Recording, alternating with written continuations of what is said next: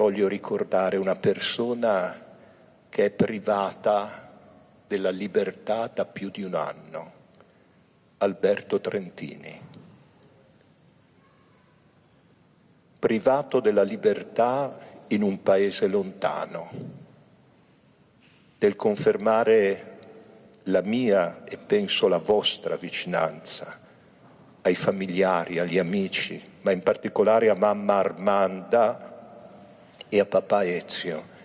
Ci affidiamo nella preghiera alla sollecitudine materna della Madonna della Salute, la Madonna dei Veneziani.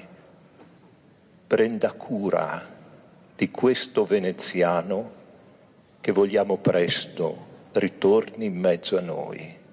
In una festa della Madonna della Salute sferzata da un vento gelido e dalla pioggia, ma con la città salvata dall'acqua alta grazie al sollevamento del Mose, nella messa pontificale, cuore della festa, il patriarca di Venezia, Monsignor Francesco Moraglia, ha rivolto un pensiero al cooperatore veneziano da oltre un anno prigioniero in Venezuela, esprimendo vicinanza ai genitori di Alberto Trentini, citandoli per nome. Il patriarca, all'inizio dell'omelia, ha ricordato anche il sindaco Brugnaro, assente per il lutto della comparsa della mamma e rappresentato in basilica dall'assessore Venturini, con le maggiori autorità cittadine, civili e militari. Un altro passaggio chiave della riflessione di Monsignor Moraglia, donata alla città, è stata sull'importanza delle relazioni umane. Quello che spesso manca ai discepoli,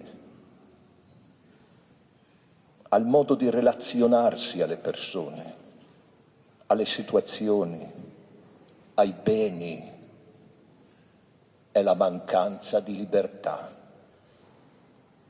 è il non appartenere abbastanza al Signore. Ma qual è il motivo? Perché siamo così fragili?